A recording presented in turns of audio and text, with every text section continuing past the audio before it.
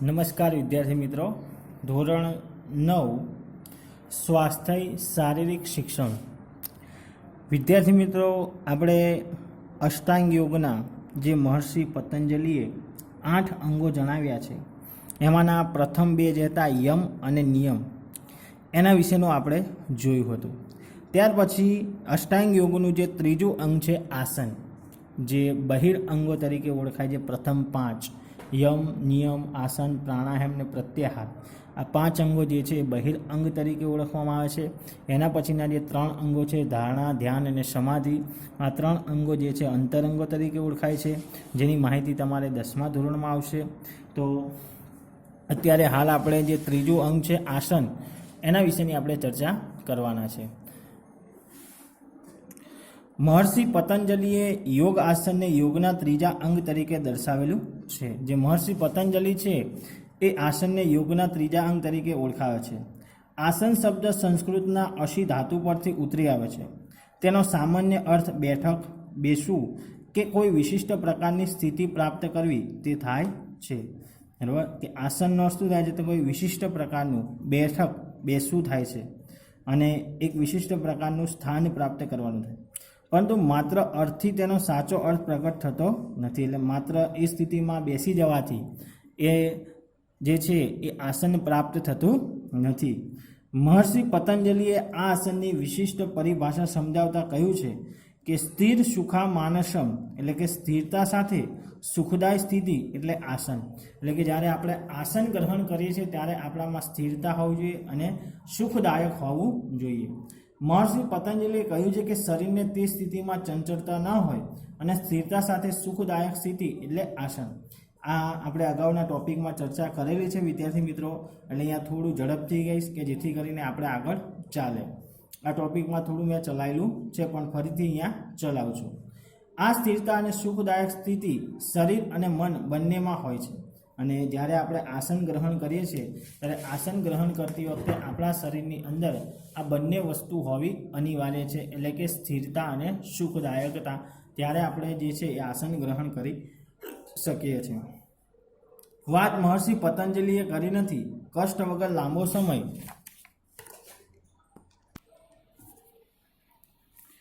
શારીરિક અને માનસિક સ્થિરતા સાથે શરીરનું નિયંત્રણ એ આસનની મૂળભૂત જરૂરિયાત છે. સામાન્ય રીતે આપણે એક સ્થિતિમાં શાંતિથી બેસવાનો પ્રયત્ન કરીએ ત્યારે આપણું શરીર થોડા સમય પણ બેસી શકતું નથી. જ્યારે તમને સ્કૂલમાં પણ તત્કાળ સાવધાનની સ્થિતિમાં બેસવાનું કહે ત્યારે તમે શરૂઆતમાં 2-4 મિનિટ તમે બેસો છો, પછી હલવાનું શરૂઆત થઈ જાય છે. તમે ઘડીક આમ બેસશો, હલશો, હલનચલન કરશો, તો આપણે લાંબા સમય સુધી બેસી શકતા નથી. અર્થાત જે આપણે જોઈ શકીએ છીએ તે સ્થૂળ શરીર, જેને આપણે શરીર કહીએ છીએ, તે આપણા નિયંત્રણમાં વધુ સમય રહેતું નથી. જો તમને તત્કાળ સાવધાનની સ્થિતિમાં બેસવાનું કહે તો તમે 2 થી 5 મિનિટ સુધી બેસો છો, પછી ફરી પાછા નીચે આમ જાણે ડોસા હોય એમ બેસી જતા હોય. એટલે તમને વારંવાર ટીચર પણ કહેતા હોય છે કે સીધા બેસો, સાવધાનની સ્થિતિમાં બેસો. આપણા અસ્તિત્વનું નિર્માણ કરતું આપણું શરીર કેટલા અંશે આપણું નિયંત્રણ કે નિયમમાં રહે છે તેનો પ્રત્યક્ષ અનુભવ આસનનો અભ્યાસ દ્વારા જાણી શકાય છે. આસનના અભ્યાસને સમયની શરૂઆતમાં થોડી તકલીફ, તણાવ કે શારીરિક કષ્ટ પણ અનુભવ થાય છે. જ્યારે આપણે આવી આસનની પરિસ્થિતિ ધારણ કરીએ છીએ ત્યારે ઘણી વખત જે છે એ આપણને કષ્ટ પણ પડતો હોય છે, પરંતુ ધીમે ધીમે આપણે એનાથી ટેવાઈ જઈએ તો આપણે એમાં સફળ પણ થઈએ છીએ. પરંતુ ધીમે ધીમે શરીરની વિકટ અને વિપરીત અવસ્થામાં સુખપૂર્વક સ્થિતિ અને શાંતિનો અનુભવ આસન દ્વારા થાય છે. મહર્ષિ પતંજલિના યોગ સૂત્ર દ્વારા આસનની વાસ્તવિકતા અને વ્યાપક દર્શનનો અનુભવ સમજી શકાય છે. આધુનિક સમયમાં મનુષ્યના જીવનમાં પરિશ્રમ ઘટ્યો છે. વર્તમાન સમયમાં મનુષ્ય જે છે એ પોતાના પરિશ્રમમાં શું કર્યો છે? ઘટાડો થયો છે અને સમય શક્તિનો બચાવ થયો છે. પહેલાંના સમયમાં કેવું હતું કે વિદ્યાર્થી મિત્રો, કે વ્યક્તિના પરિશ્રમ વધારે હતો એટલે એમને કસરતની જરૂર પડતી ન હતી. આપણે અત્યારે તમે જુઓ કે ભાઈ પહેલાં ખાંડવા માટે આપણે જે છે એ ખાંડની પરાળનો ઉપયોગ કરતા હતા આપણા માતા પિતા દાદા દાદીને એ, પણ હવે મિક્સર સુવિધા આવી છે એટલે આપણા શરીરનું કામ કરતું બંધ થઈ ગયું છે. ખાસ કપડાં ધોવા માટે તો કે એમાં જે સાબુ બ્રશ જે છે, પછી કપડાં ધોવા માટે ધોકો મારતા હોય છે, તો એના દ્વારા શરીરના અંગોને કસરત મળતી હોય છે. પણ હવે જે છે એ વોશિંગ મશીન આવી ગયા છે કપડાં ધોવાના, તો એ જે છે સવલતમાં વધારો થયો, તો સામે કસરત જે છે પ્રક્રિયા ઓછી થઈ ગઈ. તો આપણને જેમ ભૌતિક સુવિધા મળી છે, ત્યાર પછી આપણે ઘણા લાંબા સમયે લાંબા અંતરે ચાલવું હોય તો ચાલીને જવું પડતું હતું. ઘણા લોકો સાયકલનો ઉપયોગ કરતા હતા, પરંતુ અત્યારે બાઇક આવી ગયા છે તો બાઇકનો ઉપયોગ કરે છે. તો એના કારણે શું થાય છે, તો એના કારણે શરીરને જે યોગ્ય રીતે કસરતો મળવી જોઈએ એ મળતી નથી, અને આમ આપણને શું થાય છે કે ઘણી બધી જે છે એ શારીરિક માનસિક બીમારીઓ થઈ શકે છે, અને આપણે આપણું સ્વાસ્થ્ય ગુમાવી દઈએ છીએ. તેથી જ મહર્ષિ પતંજલિએ અષ્ટાંગ યોગનું આ ત્રીજા અંગનું અમૂલ્ય કહ્યું છે. અને હવેથી આપણે અહીંયા ચાલુ થશે આસનના પ્રકાર, જે અહીંયા બાકી હતું. આસનના મુખ્ય 3 પ્રકારો છે. એક ધ્યાનાત્મક આસન, સ્વાસ્થ્યવર્ધક આસન અને આરામદાયક આસન. ધ્યાનાત્મક આસન યાની મેડિટેશન, જે આસન લાંબા સમય થાક સિવાય સ્થિરતા અને સુખ સાથે પ્રાણાયામ ધ્યાન માટે ઉપયોગમાં લેવાય છે, તેને ધ્યાનાત્મક અને ધ્યાન પ્રેરક આસન કહેવામાં આવે છે. તેનાથી મન શાંત થાય છે. એટલે કે તમે જે આ ધ્યાનાત્મક આસન કરો એ લાંબા સમય સુધી તમારે શરીરને સ્થિર રાખવાનું હોય છે, અને એનાથી તમારું મન કેવું રહે છે, શાંત રહે છે. મનમાં જે ચંચળતા અને તણાવ છે એ ઘટે છે. ધ્યાન માટે આસનોનું મુખ્ય પ્રતીક પિરામિડ છે, જેનું મુખ્યત્વે આધ્યાત્મિક ઉન્નતિ છે. તેમાં મુખ્યત્વે પદ્માસન, વજ્રાસન, ભદ્રાસન, સ્વસ્તિકાસન વગેરેનો સમાવેશ થાય છે. ત્યાર પછી આવશે સ્વાસ્થ્યવર્ધક આસનો યાની કલ્ચર. આ આસનનો મુખ્ય હેતુ સ્વાસ્થ્ય કે આરોગ્ય વધારવાનો છે. આસનનો મુખ્ય હેતુ શું છે, તો કે સ્વાસ્થ્ય અને આરોગ્ય વધારે. સ્વાસ્થ્યવર્ધક આસન, જો પેલું ધ્યાનાત્મક એટલે કે મનને શાંતિ મળે, અને જ્યારે બીજું જે કલ્ચર આસન બતાવ્યું છે ધ્યાન આસન, એ કલ્ચર આસનમાં શું હોય છે, તો કે સ્વાસ્થ્ય શરીરને સ્વસ્થ રહે એના માટેનું છે. એટલે કે શરીરનું સ્વાસ્થ્ય અને આરોગ્ય વધારવાનું છે. મોટા ભાગના આસનો આમાં સમય જાય છે. અહીં કરોડો અને પેટની અંદર અવયવો તરફ વધુ મહત્વ આપવામાં આવે છે. જેને તો કે પેટના અંદરના અવયવો જે છે અને કરોડરજ્જુ જે આપણા પાછળના ભાગમાં આવેલી છે એને વધારે મહત્વ આપવામાં આવે છે. કરોડ એ શરીરને આધાર આપે છે. તેની સ્થિતિસ્થાપકતા લાંબા સમય સુધી ટકાવી રાખવા માટે આ આસનો અનિવાર્ય છે. એટલે આપણે જે સ્વાસ્થ્યવર્ધક આસન છે એમાં કરોડરજ્જુ અને પેટના અવયવોને વધારે ધ્યાન આપવામાં આવે છે, કે જેથી કરીને એમનું આરોગ્ય અને સ્વાસ્થ્ય જળવાઈ રહે. તેમાં મુખ્યત્વે ઉત્પાદન, ભુજંગાસન, હલાસન, ધનુરાસન, ગૌમુખાસન, પવનમુક્તાસન વગેરે છે. હવે અહીંયા આપણા સ્વાસ્થ્યવર્ધક આસનોમાં વિદ્યાર્થી મિત્રો, અહીંયા તમને પહેલું ઉત્તાન પાદાસન, ભુજંગાસન, હલાસન, આ બધા જ જે છે તે આસનો જે છે એ આસનો તમે કરીને તમારા શરીરને તંદુરસ્ત અને સ્વસ્થ રાખી શકો છો. વિદ્યાર્થી મિત્રો, તમારે 9મા ધોરણની જે ચોપડી છે તમારે સ્વાસ્થ્ય શારીરિક શિક્ષણમાં, એની અંદર પેજ નંબર 20 પર તમને અહીંયા આસનો આપેલા છે. અહીંયા તમને પુસ્તકમાં બતાવવાનો પ્રયત્ન કરું છું, તમે એને વાંચી લેજો. આસનો કરવાથી કયા કયા ફાયદા થાય છે, જ્યારે પ્રકરણ આવશે ત્યારે એને સમજાવીશ. તો અહીંયા તમને જોવા મળે છે તો કે પદ્માસન, આ બંને સ્થિતિમાં તમે પદ્માસનની સ્થિતિ બેસી શકો છો, કે એક પગ પોતાના એક સાથળ પર અને બીજો પગ બીજા સાથળ પર ચડાવીને આ રીતની મુદ્રા રાખીને, અથવા તો આ રીતે તમે મુદ્રાસનમાં બેસી શકો છો. અથવા તો અહીંયા તમને આ રીતનું પણ પદ્ધતિ આપેલી છે, તો પદ્માસનમાં તમે બેસી શકો છો. એનું તમને અહીંયા માહિતી આપી છે, ફાયદા છે.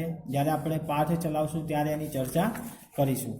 ત્યાર પછી આગળ કીધું એ સ્વાસ્થ્યવર્ધક માટે, તો કે અહીંયા તમને ગૌમુખાસન એટલે કે ગૌના મુખ જેવું આસન, તો અહીંયા તમારે કઈ રીતની બેસવાની પદ્ધતિ છે એ પણ તમે જોઈ શકો છો. શરૂઆતમાં તકલીફ પડે એ માટે શરીરને બહુ જે છે શરીરના અવયવોને ખેંચતાણ આપવી નહીં, જેટલું થાય એટલા પ્રમાણે કરવું. પણ અહીંયા તમને જે સૂચના આપી છે એ પ્રમાણે તમારે એની પ્રેક્ટિસ કરવાની છે. ત્યાર પછી સામે બીજું એક આસન આપ્યું છે ધનુરાસન, અને નીચે આપ્યું છે તાડાસન. બધા જે છે એ આસનો છે જેની આપણે ચર્ચા કરવાના છે. પછી આવશે પાદ હસ્તાસન, અને અહીંયા આવશે ભદ્રાસન, અને સરસ મજાનું એક આસન છે જે સૌને પ્રિય હોય શવાસન એટલે કે એમાં આરામ કરવાનું. આ સિવાય બીજા ઉત્પાદનાસન જે આગળ ચર્ચા કરી, પછી તિતલી આસન આવશે, બરાબર, બટરફ્લાય. તિતલી એટલે પતંગિયું હિન્દીમાં, અને અંગ્રેજીમાં બટરફ્લાય, તો એ તિતલી આસન. તો આ બધા આસનો પણ જે છે એ શરીરને તંદુરસ્ત રાખી શકે, એટલે સ્વાસ્થ્યવર્ધક આસન ગણવામાં આવે છે. જ્યારે પહેલું જોયું આપણે ધ્યાનાત્મક આસનોમાં, તો માત્ર ધ્યાન ધરવાનું હોય છે, જેમાં મનને શાંત રાખવાનું છે. જે આપણું મન ચંચળ હોય છે એ ચંચળ અને તણાવ ઘટવા માટે ધ્યાનાત્મક આસન જરૂરી છે. જ્યારે સ્વાસ્થ્યવર્ધક આસનમાં શરીરના અવયવોને વાળવાના હોય છે, એટલે એને શું કહેવામાં આવે છે? તો કે સ્વાસ્થ્યવર્ધક આસન. અને સ્વાસ્થ્યવર્ધક આસનો કયા કયા છે? તો કે ઉત્તાન પાદાસન, ભુજંગાસન, હલાસન, ધનુરાસન, ગૌમુખાસન ને પવન મુક્તાસન. ત્યાર પછી આગળ આવશે આસનનો પ્રકાર આવશે આરામદાયક આસનો, કે જે તમને એકદમ આરામ મળે. જે આસનો દ્વારા શરીર અને માનસિક થાક દૂર થાય, ખાસ કરીને શવાસન છે, મયુરાસન છે. તો આ બધા જે આસનો છે એ શરીરને કેવા છે? આરામદાયક છે, એટલે તમારા શરીરનો થાક ઉતારે છે. તો એવી શારીરિક માનસિક થાક દૂર કરવા સંપૂર્ણ શિથિલતા અવસ્થા મેળવી શકાય, તેને આરામદાયક આસનો કહેવામાં આવે છે. ખાસ કરીને સ્વાસ્થ્યવર્ધક બે આસનોની વચ્ચે આ આસન કરવામાં આવે છે. એટલે જ્યારે તમે સ્વાસ્થ્યવર્ધક આસન કરો છો, એક્ઝામ્પલ તરીકે તમે ભુજંગાસન કરો છો, ધનુરાસન કરો છો કે ગૌમુખાસન, તો તમે જે પહેલા બે આસન કર્યા, ધનુરાસન અને ગૌમુખાસન, તો બંને આસનો કર્યા પછી તમારે એક આરામદાયક આસન કરવું, જેમ કે શવાસન છે, પછી મયુરાસન છે, એ તમારે કરવું જરૂરી છે, કે જેથી કરીને શરીરને આરામ મળી રહે, જેથી પહેલા કરેલા આસનના શારીરિક તણાવ અને થાક દૂર થઈ જાય. આસનના અભ્યાસની શરૂઆત વચ્ચે વચ્ચે કરવામાં આવતા આરામદાયક આસનોથી શરીરને તણાવ મુક્તિ મળે છે, જેમાં મુખ્યત્વે પીઠ પર સૂઈને કરવામાં આવતું શવાસન આસન મુખ્ય છે. પછી મકરાસન, તો મકરાસન, અહીંયા વિદ્યાર્થી મિત્રો આગળ જે બોલવાનું થયું મયુરાસન, એ થોડું ડિફિકલ્ટ છે મયુરાસન, પણ અહીંયા તમારે આવશે મકરાસન, એટલે કે શવાસન અને મકરાસન અને બાલકાસન, આ ત્રણ આસનનો સમાવેશ થાય છે. એટલે આગળ જે મયુરાસન બોલ્યો એ કાઢી નાખજો, એ ભૂલથી બોલાઈ ગયું છે, પરંતુ ત્યાં બોલવાનું હતું મકરાસન, એટલે કે જેમ મગર શાંતિથી તળાવમાં પડ્યો હોય એમ તમારે ઊંધું જે છે એ ઊંધા સૂઈને જે આસન કરવાનું હોય છે. પછી આવશે પૂરક આસન. કોઈ પણ આસન કરતા પહેલા તેના પૂરક આસનોનો અભ્યાસ આવશ્યક છે, જે નાડીતંત્ર અને અંતઃશુદ્ધિ માટે ગ્રંથિમાં સંતુલન લાવે છે. ક્રમશઃ બંને અભ્યાસ દ્વારા શારીરિક, પ્રાણિક અને મનોશારીરિકતા પૂર્ણતા પ્રાપ્ત કરે છે. જેમ કે પૂરક આસન, તો સર્વાંગાસન, મત્સ્યાસન, હલાસનમાં મત્સ્યાસન અને સુપ્ત વજ્રાસન.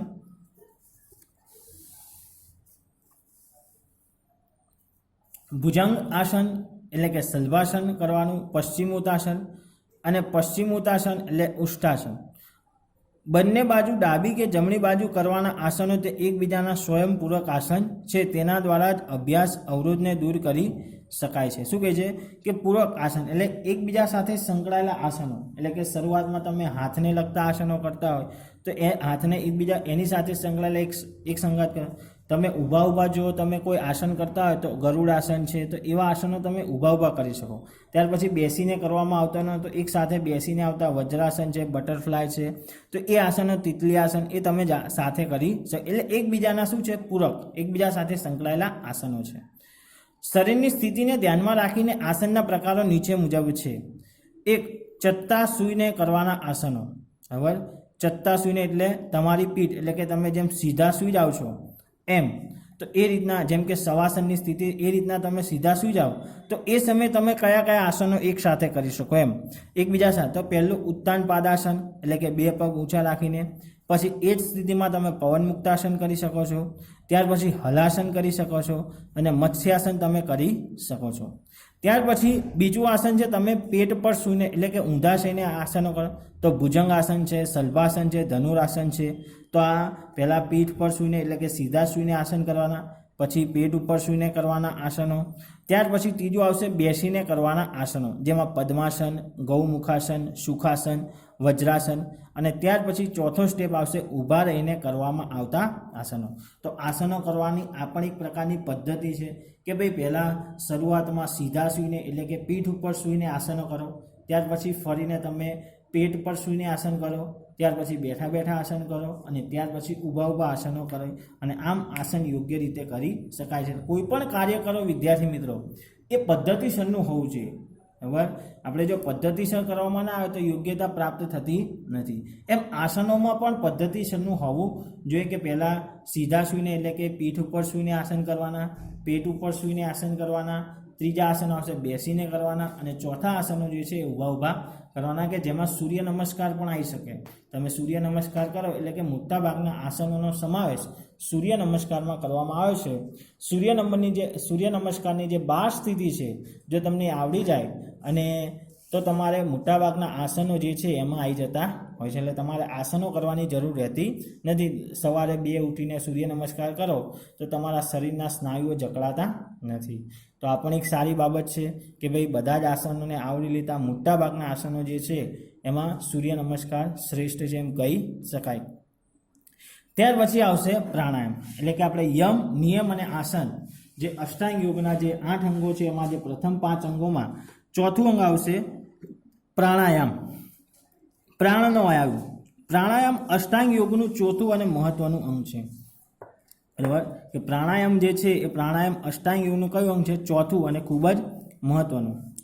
પ્રાણનો આયામ એટલે પ્રાણાયામ. પ્રાણાયામ 2 શબ્દો મળીને બનેલો પ્રાણ વત્તા આયામ. પ્રાણાયામ, પ્રાણ એટલે શ્વાસ અને આયામ એટલે દીર્ઘ કરવાનો એટલે કે વિસ્તાર કરવો. પ્રાણ એટલે જે આપણો શ્વાસ છે એને લાંબો કરવો એટલે કે જે છે વિસ્તાર કરવાનો. આયામનો બીજો અર્થ નિયંત્રણ કે નિયમ પણ કહી શકાય. અને જે આયામ પ્રાણ એટલે આપણો શ્વાસ અને આયામ એટલે કે જેનો વિસ્તાર કરવાનો અને એનો બીજો અર્થ પણ થાય છે નિયંત્રણ કરવાનો એટલે કે આપણા શ્વાસ પરનો નિયંત્રણ. પ્રાણની ગતિને નિયંત્રણ સાથે દીર્ઘ કરવાની વાત મહર્ષિ પતંજલિ યોગ દર્શનના પ્રાણાયામમાં કરી છે. મહર્ષિ પતંજલિના યોગ દર્શન મુજબ પ્રાણાયામની વ્યાખ્યા નીચે મુજબ છે. તસ્મિન સતિ શ્વાસ પશ્ચ સહયોગ ગતિ વિચ્છેદે પ્રાણાયામ, અર્થાત શ્વાસ પ્રશ્વાસ એટલે શ્વાસ ઉચ્છ્વાસ ગતિમાં વિચ્છેદ કરવો એ જ પ્રાણાયામ છે. સ્થૂળ અર્થમાં પ્રાણ એટલે શ્વાસોશ્વાસની ક્રિયા અને વિચ્છેદન એટલે કે ગતિના વિશે નિયમન અને નિયંત્રણ. એટલે આપણી શ્વાસોશ્વાસની પ્રક્રિયા પણ આપણું નિયંત્રણ હોવું જોઈએ. ઘણા લોકો લાંબા સમય સુધી શ્વાસ વગર રોકી રાખે છે. ઘણા લોકોને અમુક ગુંગળામણ થઈ જતી હોય છે, શ્વાસની તકલીફ હોય છે. તો આ બધું જ તમે જો પ્રાણાયામ કરો, અનુલોમ વિલોમ જે છે, શ્વાસ ઉચ્છ્વાસ, તો એ તમે કરો તો તમારે આ જે શ્વાસની તકલીફ છે એ તમારે દૂર થઈ શકે છે. તે જ પ્રાણાયામ છે એટલે કે ઈચ્છા અનુસાર શ્વાસ લેવાની અને છોડવાની રોકી રાખવામાં આવે, તેના પર અધિકાર મેળવવામાં આવે તે પ્રાણવાયુનું મૂળ સ્વરૂપ છે. પ્રાણવાયુનો અર્થ શું? તો પ્રાણ એટલે આપણો શ્વાસ અને આયામ એટલે શું કહેવાય? તો કે એના દીર્ઘ વિસ્તાર કરો, આપણા તેના પરનું નિયંત્રણ, આપણા શ્વાસ પર આપણું નિયંત્રણ. તમે તમારી ઈચ્છો કે તમારે શ્વાસ લેવો છે, તમે ઊંડાણપૂર્વક શ્વાસ લઈ શકો છો. પછી તમે ઈચ્છો એટલા સમય સુધી એને રોકી રાખો શકો છો, અમુક સમય સુધી, અને ત્યાર પછી એને તમે શું કરો છો? શ્વાસ છોડો છો. તો અહીંયા જે છે એ શ્વાસ પરનું નિયંત્રણ એને શું કહેવાય? પ્રાણાયામ કહેવામાં આવે છે, સાદી અને સરળ ભાષામાં. પ્રાણાયામ પરતપઃ, પ્રાણાયામને યોગનો આત્મા કહેવામાં આવે છે. યોગનો આત્મા કોને ગણવામાં આવે છે? અહીંયા એક વાક્યનો પ્રશ્ન પૂછાય તો પ્રાણાયામને જે છે એ યોગનો આત્મા ગણવામાં આવે છે.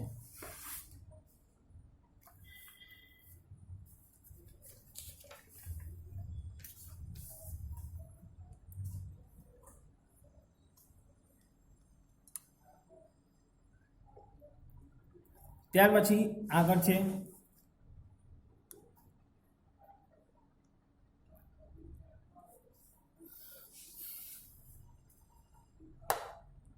યોગશાસ્ત્રની દ્રષ્ટિએ શ્વાસ એ મન અને શરીરને જોડતો સેતુ છે.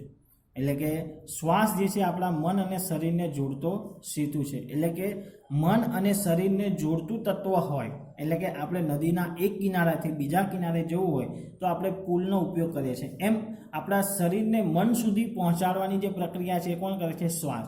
એટલે શ્વાસ પર જે છે આપણો કાબુ હોવો ખૂબ જ જરૂરી છે. શ્વાસ દ્વારા મન સુધી પહોંચી શકાય છે. એટલા માટે અહીંયા શું કીધું છે કે યોગ જે છે પ્રાણાયામનો શું છે? આત્મા ગણવામાં આવે છે, કારણ કે શરીરને મન સુધી પહોંચાડવાનું કામ પ્રાણાયામ દ્વારા થાય છે. એટલા માટે તેથી મનની શુદ્ધિ માટે પ્રાણાયામની ક્રિયા અતિ આવશ્યક છે. હઠયોગ પ્રદિકામાં કહેવામાં આવ્યું છે, ચલો વાતે ચલે ચિત્ત નિશ્ચાલે નિશ્ચલ ભવતે. હઠયોગ પ્રદિકા મુજબ પ્રાણાયામની વ્યાખ્યા નીચે મુજબ છે. પવનો બંધ્યતે મનસ્ય બંધ્યતે, જેણે શ્વાસ બાંધ્યો છે તેણે મનને પણ બાંધ્યું છે. એટલે કે જે વ્યક્તિનો પોતાના શ્વાસ પરનો કાબુ છે એ પોતાના મન પર પણ કાબુ મેળવી શકે છે. જે વ્યક્તિને પોતાના શ્વાસ પરનો કાબુ હોતો નથી એ વ્યક્તિ જે છે એ પોતાના મનને બાંધી શકતો નથી. એટલે કે જે વ્યક્તિએ પવન બંધ્યતે એટલે જેને શ્વાસ બાંધ્યો છે યેન તે મન એટલે કે મનને બાંધી શકે છે. પવન એટલે શ્વાસ, બંધ્ય એટલે કે જેણે પવનને બાંધ્યો છે યેન તે મનને સ્તેન બંધ્યતે એટલે મનને પણ બાંધી શકે છે.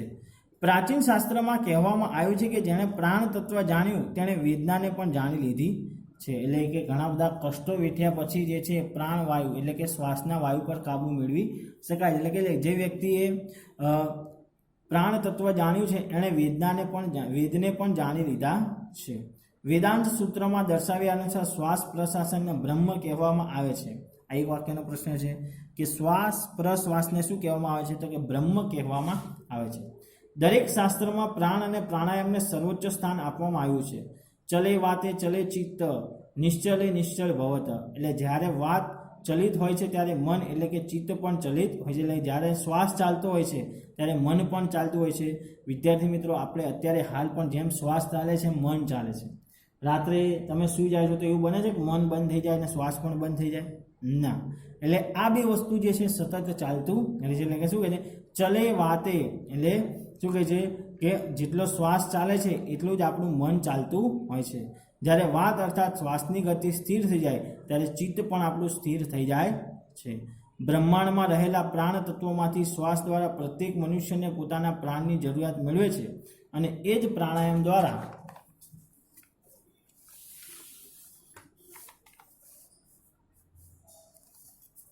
પ્રાણત્વ પર પ્રભુત્વ મેળવીને શરીરને વધુમાં વધુ શક્તિ બનાવી શકાય છે. શરીરમાં ઉત્પત્તિ થતી શક્તિ પર અને શરીરમાં વહેતા પ્રાણના સંચાર પર સંયમ મેળવીને તેને કેવી રીતે ઉપયોગ કરવો તેનો પ્રાણાયામ દ્વારા વિસ્તૃત ખ્યાલ દર્શાવવામાં આવે છે. ટૂંકમાં પ્રાણાયામ એ મનને વશ કરનારી ક્રિયા છે. પ્રાણને પ્રેમથી સ્વનિયંત્રણમાં લાવવું રામબાણનું ઔષધ એટલે પ્રાણબાણ. બરાબર કે પ્રાણને પ્રેમથી પોતાના સ્વની પર એટલે કે પ્રાણ પરનું નિયંત્રણ કરવામાં આવે એ રામબાણ એટલે શું આવે? પ્રાણાયામ કહેવામાં આવે છે. પ્રાણાયામનું સ્વરૂપ 3 તબક્કામાં વહેંચવામાં છે. શ્વાસ લેવાની ક્રિયા એટલે કે પૂરક, તમે જે શ્વાસ લો છો એને શું કહેવાય? પૂરક. શ્વાસને રોકી રાખવાની અને કુંભક, અને શ્વાસ બહાર કાઢવાની પ્રક્રિયાને શું કહેવામાં આવે છે? રેચક.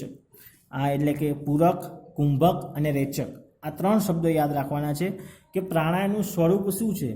તો કે પૂરકની પ્રક્રિયામાં શું કરવામાં આવે? તો કે વ્યક્તિ આપણે મનુષ્ય જ્યારે શ્વાસ લે છે એ પ્રક્રિયા જે છે એ પૂરક તરીકે ઓળખાય છે. એટલે પહેલી ક્રિયા શ્વાસ લેવાની. ત્યાર પછી તમે શરીરની અંદર જે શ્વાસ દાખલ કરો છો એને તમે રોકી રાખો છો એને શું કહેવાય? કુંભક કહેવામાં આવે છે. અને ત્યાર પછી જે શ્વાસ તમે છોડો છો એને શું કહેવાય? રેચક.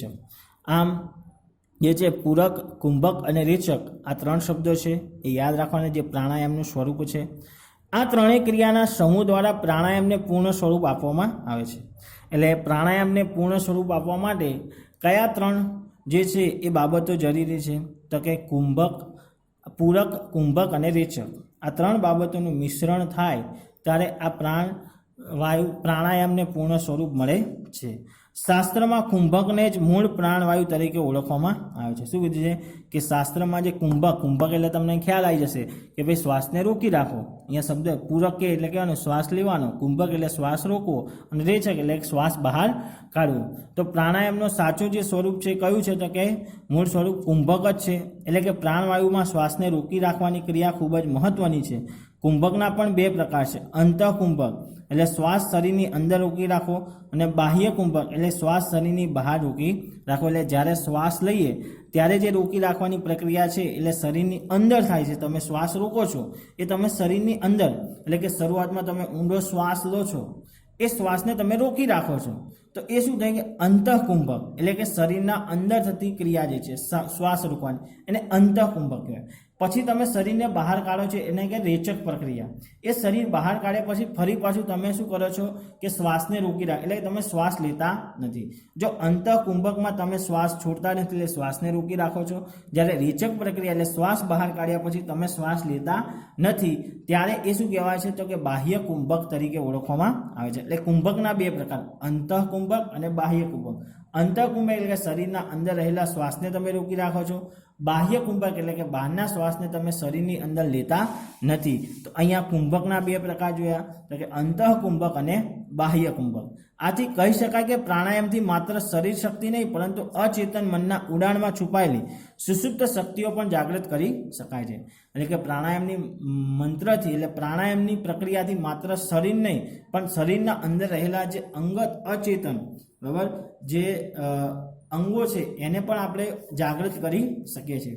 પ્રાણાયામના અભ્યાસથી અતિ ચમત્કારી પરિણામ મેળવી શકાય છે, પરંતુ તેનો યોગ્ય રીતે અભ્યાસ ન કરવામાં આવે તો ખૂબ જ હાનિકારક પણ છે. તમે જે આસનો કરો છો, પ્રાણાયામ કરો છો, કુંભક રેચકની પ્રક્રિયા, પણ એ જો પદ્ધતિસરનું ન હોય તો તમને નુકસાન થઈ શકે છે. તમને બાઇક આવડતું ના લઈને નીકળી જાઓ તો ખબર છે અકસ્માત થવાની સંભાવના છે. ભલે સાયકલ આવડતી હોય પણ બાઇક ના આવડતું હોય તમે લઈને નીકળ્યા. એમ અહીંયા પણ એવું છે કે તમે જ્યારે આસનો કરવા બેસો તો આસનો દેખીતી રીતે આવડે છે, પણ એના પણ કેટલાક નિયમ હોય છે કે ભાઈ ખાધા પછીના 2 કલાક પછી આસન કરવું, આસન કર્યા પછી જમવો, કલાક પછી જમવું, તો એ નિયમ છે. અને કયા આસનમાં કયા પ્રકારનો શ્વાસ લેવો, કેટલા પ્રકારમાં શ્વાસ છોડવો એ પણ અહીંયા દર્શાવ્યું છે. એટલે કે છે કે તમે જો યોગ્ય રીતે અભ્યાસ ન કરો તો એ તમને નુકસાન પણ પહોંચાડી શકે છે. ખાધા પછી તરત જે છે આસનો થઈ શકે નહીં. અમુક આસન છે તમે વજ્રાસનની સ્થિતિમાં બેસી શકો છો, એવા આસનો થઈ શકે, પણ જે અમુક આસનો છે તમે જમ્યા પછી કરી શકો નહીં. પ્રાણાયામેન યુક્તેન સર્વરોગ ક્ષયો ભવત અયુચા આસન સયોગેન સર્વરોગ સદભવ. એટલે કે એનો અર્થ એવો થાય છે કે યોગેન એટલે કે યોગના અભ્યાસ કરવાથી પ્રાણમેન યુક્તેન એટલે કે યોગનો અભ્યાસ કરવાથી સર્વ રોગો એટલે કે બધા જ રોગો દૂર થાય છે. અચ્યુતા એટલે કે ખોટી રીતે અભ્યાસ કરવાથી સર્વ રોગો સદભવતે એટલે કે ઉદ્ભવે છે. પ્રાણાયામેન યુક્તેન એટલે કે પ્રાણાયામ કરવાથી અભ્યાસ કરવાથી સર્વ રોગો એટલે કે બધા જ રોગો દૂર થઈ શકે છે, પરંતુ અયુજતા એટલે કે ખોટી રીતે અભ્યાસ કરવાથી બધા રોગો ઉદ્ભવી શકે છે. પ્રાચીન શાસ્ત્રમાં પણ ઉલ્લેખ કરવામાં આવ્યું છે કે પ્રાણાયામ દ્વારા સિંહને પણ વશ કરી શકાય છે, પરંતુ યુક્તિ વગરનો ખોટો અભ્યાસ તે ગાંડા હાથી પર સવારી કરવા સમાન છે. શું કહે છે કે વ્યક્તિને જો પ્રાણાયામનો યોગ્ય અભ્યાસ હોય તો સિંહને પણ જે છે એ વશ કરી શકે છે, પણ જો એણે યોગ્ય યુક્તિ વગર જે છે ગાંડા હાથી પર જાણે સવારી કરતો એવું લાગે છે. સ્વામી સત્યાનંદ સરસ્વતીએ પ્રાણાયામની સમજૂતી આપી છે કે પ્રાણાયામના અભ્યાસથી પ્રાણાયામ કોષ જે પ્રાણ, અપાન, સમાન, ઉદાન અને વ્યાન નામના 5 પ્રાણનો બનેલો છે તેમાં આવતી રૂકાવટો દૂર કરીને નિરામય શરીરનું નિર્માણ થાય, જેથી પ્રાણ તત્વ ધારણ કરવાની તેને વ્યક્તિ કરવાની ક્ષમતા પ્રાપ્ત થાય છે. આધુનિક સમયમાં પ્રાણાયામને શ્વાસોશ્વાસની વ્યાયામની એક પદ્ધતિ માની લેવામાં આવે છે, પરંતુ આ ફક્ત શ્વાસની કસર નથી. પ્રાણાયામના પ્રકાર. મહર્ષિ પતંજલિએ અષ્ટાંગ યોગમાં ક્યાંય પણ પ્રાણાયામના નામ આપ્યા નથી. શું કહે છે કે મહર્ષિ પતંજલિ જે છે એ અષ્ટાંગ યોગમાં જે પ્રાણાયામ છે ચોથું, એના કોઈ પણ પ્રકારના નામ આપ્યા નથી, પરંતુ પ્રમાણભૂત ગ્રંથોના અનુસાર પ્રાણાયામના 8 પ્રકાર છે. જો મહર્ષિ પતંજલિએ જે પોતાનું દર્શનશાસ્ત્ર અષ્ટાંગ યોગ જે 8 અંગો રજૂ કર્યા એમાંનું જે ચોથું છે પ્રાણાયામ, એ પ્રાણાયામની અંદર કોઈ પણ પ્રકારના પ્રાણાયામના પ્રકાર દર્શાવ્યા નથી, પણ કેટલીક પ્રમાણભૂત જે માહિતી મળી છે એના આધારે પ્રાણાયામના પ્રકાર પાડ્યા છે. એમાં છે સૂર્યભેદન પ્રાણાયામ, ઉજ્જાયી પ્રાણાયામ, શીતકારી પ્રાણાયામ, શીતલી પ્રાણાયામ, ભસ્તિકા પ્રાણાયામ, ભ્રામરી પ્રાણાયામ, મૂર્છા પ્રાણાયામ, પ્લાવિની પ્રાણાયામ, હઠયોગ પ્રદિકામાં આ 8 કુંભકના પ્રકારો દર્શાવ્યા છે. કયા? કુંભક એટલે શ્વાસ રોકવાના. સામાન્ય વ્યક્તિ માટે અનુલોમ વિલોમ એટલે શ્વાસ લેવાની કાઢવાની પ્રક્રિયા, સૂર્યભેદન અને ભસ્તિકા પ્રાણાયામ એટલે કે તમે એક સાથે જે હાથ ઊંચા કરીને હાથ નીચે લાવો તો એ ભસ્તિકા પ્રાણાયામ જે છે. ભ્રામરી પ્રાણાયામ એટલે કે જે આપણે ભ્રમ એટલે કે અંદર નાક દ્વારા એ રીતના તમે જે ઓમ બોલો છો ઓમ, તો આ શું કહેવાય? ભ્રામરી પ્રાણાયામ. એટલે તમે અંદરથી જે છે એ અવાજ તમે કરો છો. તો પ્રાણાયામના સૂક્ષ્મ અભ્યાસો માટે શરીર, શ્વાસ અને મનની સ્થિરતા ખૂબ જ જરૂરી છે. આથી પ્રાણાયામનો અભ્યાસ કેટલાક વિશેષ આસનોમાં કરી શકાય છે. શાસ્ત્રમાં મુખ્ય 4 આસનો દર્શાવ્યા છે, જેમાં ધ્યાનાત્મક આસન તરીકે ઓળખવામાં આવે છે. આપણે જે શાસ્ત્રમાં જોયા 4 પ્રકારના આસનો દર્શાવવામાં આવ્યા છે, જે ધ્યાનાત્મક આસન તરીકે ઓળખવામાં આવે છે. તો ધ્યાનાત્મક આસન એટલે કે મન અને શરીરને શાંત રાખવાનું, બરાબર, એ ધ્યાનાત્મક આસન છે. એમાં પહેલું છે પદ્માસન, સિદ્ધાસન, શવાસન અને સ્વસ્તિકાસન. આ ઉપરાંત તમે વજ્રાસન છે, ભદ્રાસન છે, સુખાસન છે, પ્રાણાયામનો અભ્યાસ પણ કરી શકો છો. પ્રાણાયામમાં ઉપયોગી મુદ્રા. પ્રાણાયામમાં કેટલીક હસ્ત મુદ્રાઓનો ઉપયોગ થાય છે. હાથની મદદથી નાકના બંને નાસિકા દ્વારા ખોલવા બંધવાની માટે મુખ્ય એક હસ્ત મુદ્રાનો ઉપયોગ થાય છે, જેનું નામ છે પ્રણવ મુદ્રા. એટલે કે તમે જ્યારે શું કરો છો, ઘણી વખત તમે અમુક જે છે અનુલોમ વિલોમ કરો છો, તો તમે અંગૂઠાની જે પહેલી આંગળી છે અને આ બીજી આંગળી, બંને આંગળીઓ, તો નાકના એક છેડામાં તમે શું કરો છો, દબાવશો, તો નાકના બીજા છિદ્રમાંથી તમે શું કરો છો, શ્વાસ લો છો. પછી એ તમે આંગળી શું કરો છો, આ અહીં દબાવો છો અને જે બીજા ભાગમાંથી શું કરો છો, શ્વાસ બહાર કાઢો છો. તો તમે જે હસ્ત મુદ્રાનો ઉપયોગ કરો છો એને શું કહેવામાં છે? પ્રણવ મુદ્રા કહેવામાં આવે છે. પ્રાણાયામથી થતા ફાયદા. પ્રાણાયામથી શરીર તો સ્વસ્થ થાય છે, પરંતુ મન પણ સ્વસ્થ થાય છે. પહેલો ફાયદો શું થાય કે શરીર અને મન બંને સ્વસ્થ થાય છે. ત્યાર પછી બીજો ફાયદો છે શરીરના બાહ્ય અને આંતરિક અશુદ્ધિઓ દૂર થાય છે.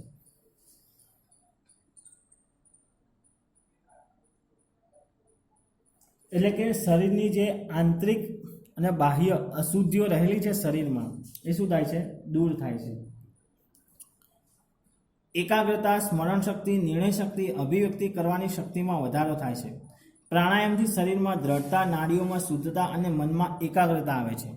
શાસ્ત્રમાં પ્રાણાયામનો મહિમા સમજાવતા કહ્યું છે કે પ્રાણાયામથી તમામ પાપ કર્મો નાશ થાય છે.